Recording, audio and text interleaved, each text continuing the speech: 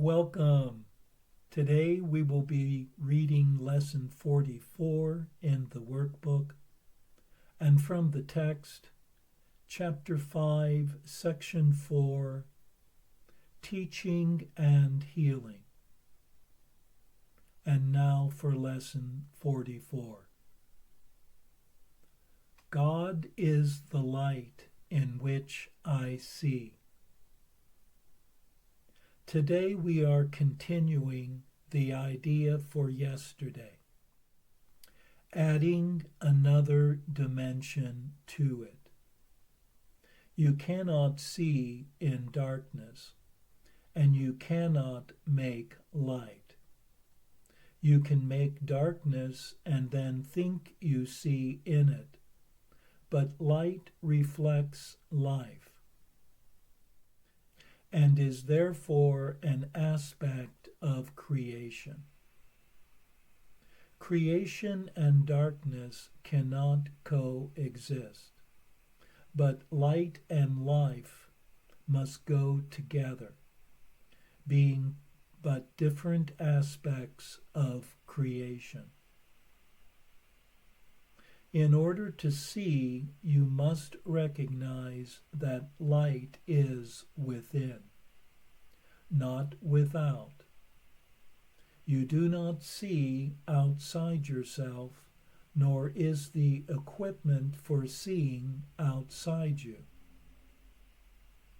An essential part of this equipment is the light that makes seeing possible.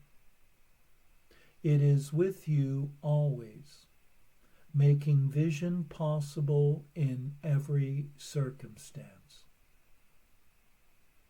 Today we are going to attempt to reach that light. For this purpose we will use a form of exercise which has been suggested before, and which we will utilize increasingly.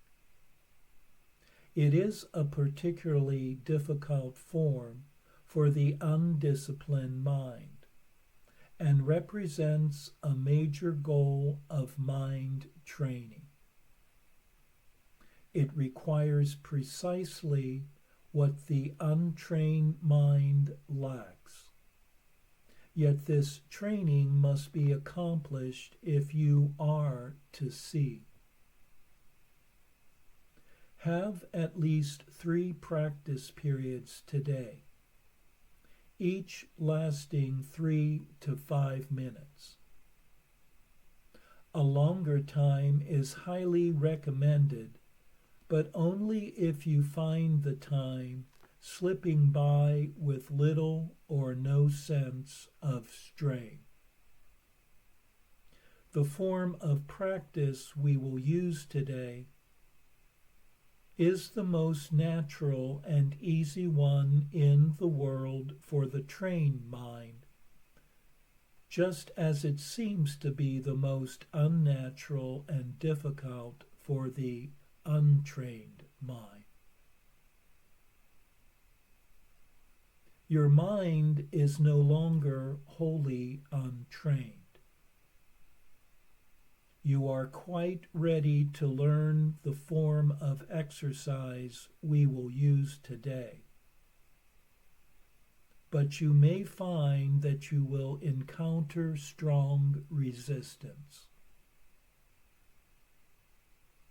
The reason is very simple.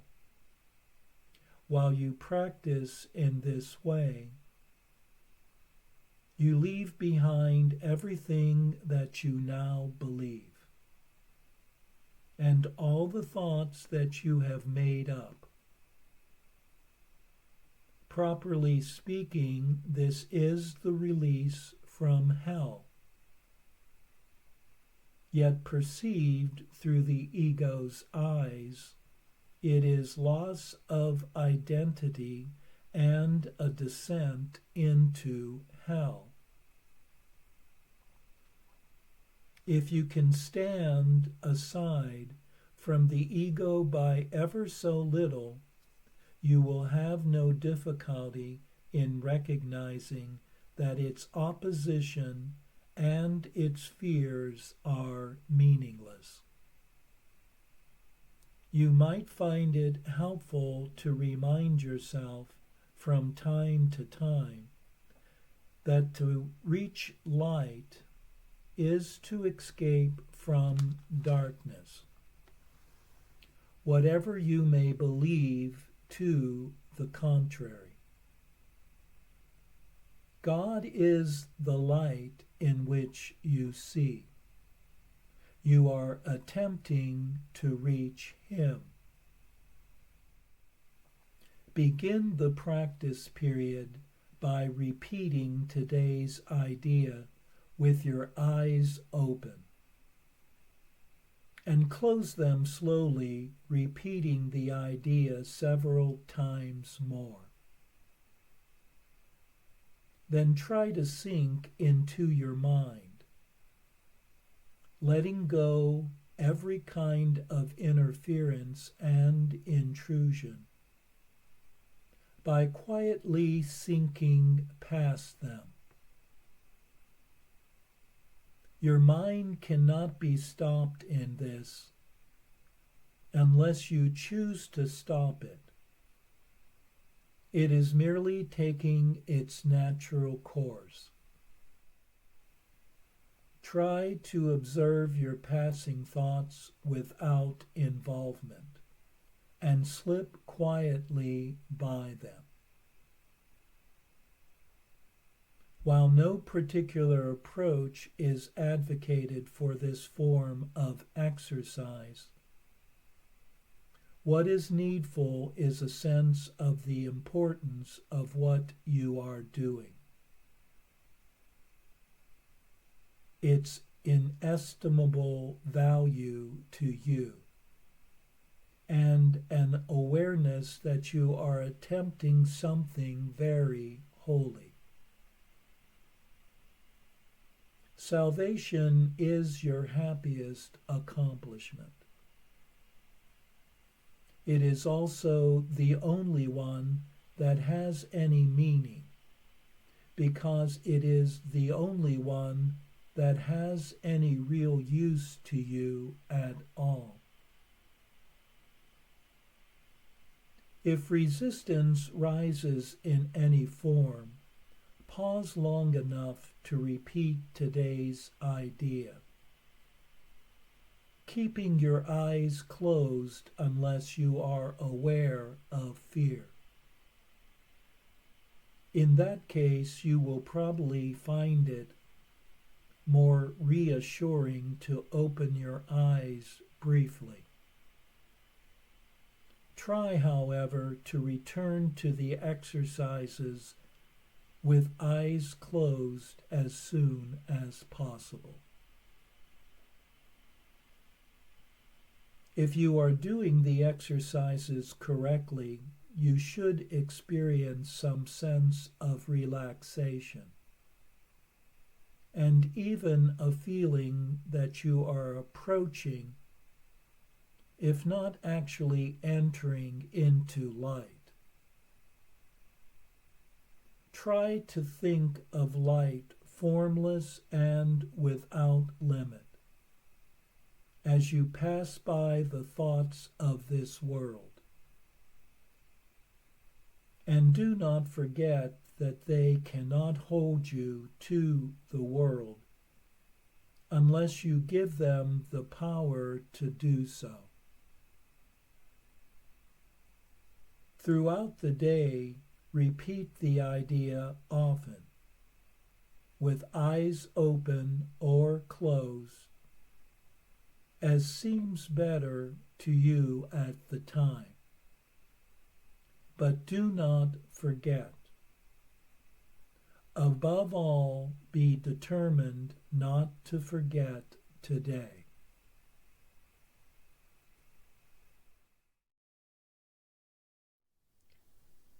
This lesson, like the previous one, directs one's attention away from the perceptual world, For the body's eyes are not the source of vision. It is coming from the inner light of awareness. It is this light that makes true seeing possible. For light is an aspect of life, and therefore is a condition of creation. Today's exercises direct one with eyes closed to sink past inner thoughts and to watch without involvement, being unattached, and then allowing the thoughts to pass away on their own, dropping then deeply into one's mind. One's attitude should be of seeing value and even holiness in what one is doing. If one is successful, a relaxed feeling and sense of entering or approaching the light should occur. By stepping aside from the ego, resistance to one's efforts can be seen first and then let go. For reaching the light is one's escape from the shadows of misguiding appearances.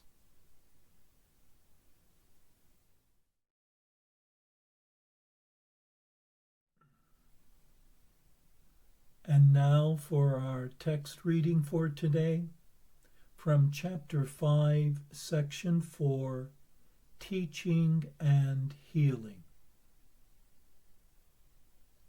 What fear has hidden still is part of you. Joining the atonement is the way out of fear. The Holy Spirit will help you reinterpret everything that you perceive as fearful, and teach you that only what is loving is true. Truth is beyond your ability to destroy, but entirely within your ability to accept. It belongs to you because, as an extension of God, you created it with Him. It is yours because it is part of you, just as you are part of God because He created you. Nothing that is good can be lost because it comes from the Holy Spirit, the voice for creation. Nothing that is not good was ever created, and therefore cannot be protected. The atonement is the guarantee of the safety of the kingdom, and the union of the sonship is its protection. The ego cannot prevail against the kingdom because the sonship is united. In the presence of those who hear the Holy Spirit's call to be as one, the ego fades away and is undone. What the ego makes, it keeps to itself, and so it is without strength. Its existence is unshared. It does not die, it was merely never born. Physical birth is not a beginning. It is a continuing. Everything that continues has already been born. It will increase as you are willing to return the unhealed part of your mind to the higher part, returning it undivided to creation. I have come to give you the foundation, so your own thoughts can make you really free. You have carried the burden of unshared ideas that are too weak to increase. But having made them, you did not realize how to undo them. You cannot cancel out your past errors alone. They will not disappear from your mind without the atonement, a remedy not of your making. The atonement must be understood as a pure act of sharing. That is what I meant when I said it is possible, even in this world, to listen to one voice. If you are part of God and the sonship is one, you cannot be limited to the self the ego sees. Every loving thought held in any part of the sonship belongs to every part. It is shared because it is loving. Sharing is God's way of creating, and also yours. The ego can keep you in exile from the kingdom, but in the kingdom itself it has no power.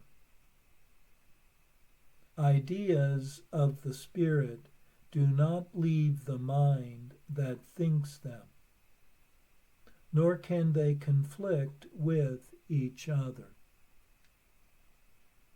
However, ideas of the ego can conflict because they occur at different levels and also include opposite thoughts at the same level. It is impossible to share opposing thoughts. You can share only the thoughts that are of God and that He keeps for you. And of such is the kingdom of heaven. The rest remains with you until the Holy Spirit has reinterpreted them in the light of the kingdom, making them too worthy of being shared. When they have been sufficiently purified, He lets you give them away. The decision to share them is their purification. I heard one voice because I understood that I could not atone for myself alone. Listening to one voice implies the decision to share it in order to hear it yourself. The mind that was in me is still irresistibly drawn to every mind created by God, because God's wholeness is the wholeness of His Son. You cannot be hurt and do not want to show your brother anything except your wholeness. Show him that he cannot hurt you and hold nothing against him, or you hold it against yourself. This is the meaning of turning the other cheek. Teaching is done in many ways, above all by example. Teaching should be healing because it is the sharing of ideas and the recognition that to share ideas is to strengthen them. I cannot forget my need to teach what I have learned, which arose in me because I learned it. I call upon you to teach what you have learned, because by so doing you can depend on it. Making it dependable in my name, because my name is the name of God's Son. What I learned I give you freely, and the mind that was in me rejoices as you choose to hear it. The Holy Spirit atones in all of us by undoing, and thus lifts the burden you have placed in your mind. By following Him, you are led back to God where you belong. And how can you find the way except by taking your brother with you? My part in the atonement is not complete until you join it and give it away. As you teach, so shall you learn. I will never leave you or forsake you, because to forsake you would be to forsake myself and God who created me. You forsake yourself and God if you forsake any of your brothers. You must learn to see them as they are, and understand they belong to God as you do. How could you treat your brother better than by rendering unto God the things that are God's? The atonement gives you the power of a healed mind, but the power to create is of God. Therefore, those who have been forgiven must devote themselves first to healing, because having received the idea of healing, they must give it to hold it. The full power of creation cannot be expressed as long as any of God's ideas is withheld from the kingdom. The joint will of the sonship is the only creator that can create like the Father, because only the complete can think completely, and the thinking of God lacks nothing. Everything you think that is not through the Holy Spirit is lacking. How can you who are so holy suffer?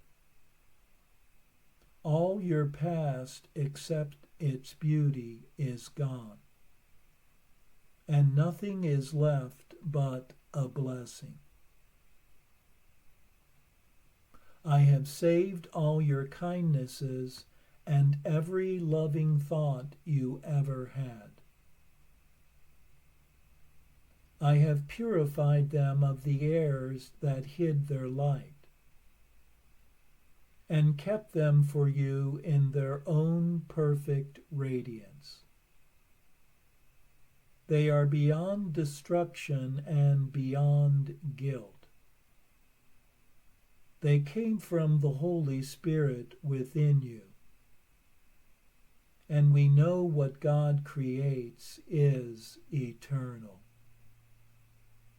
You can indeed depart in peace because I have loved you as I loved myself. You go with my blessing and for my blessing. Hold it and share it, that it may always be ours. I place the peace of God in your heart and in your hands, to hold and share.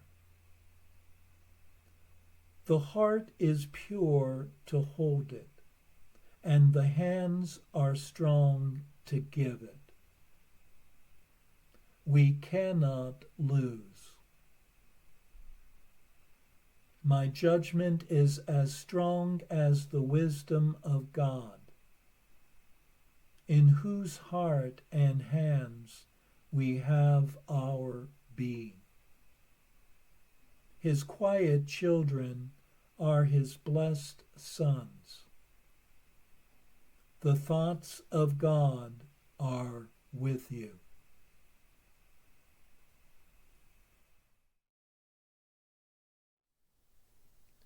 In this section on teaching and healing, we are told that what fear has hidden or repressed is still a part of oneself. Thus, joining the atonement is the way out of fear. The Holy Spirit reinterprets everything that one perceives as fearful, and then teaches that only what is loving is true. One cannot disrupt the truth, but one can learn to accept it. For truth belongs to oneself, as it is an aspect of one's source and one's true self, who shared in it during its creation. One cannot be deprived of anything good, because it comes from the Holy Spirit. What is not good was never created. Thus, the atonement guarantees one's safety and protection. And having been healed, one shares it with others to keep it. To turn the other cheek means to show another that they did not hurt oneself, and to hold no grievances, for if one does, they will be held against oneself.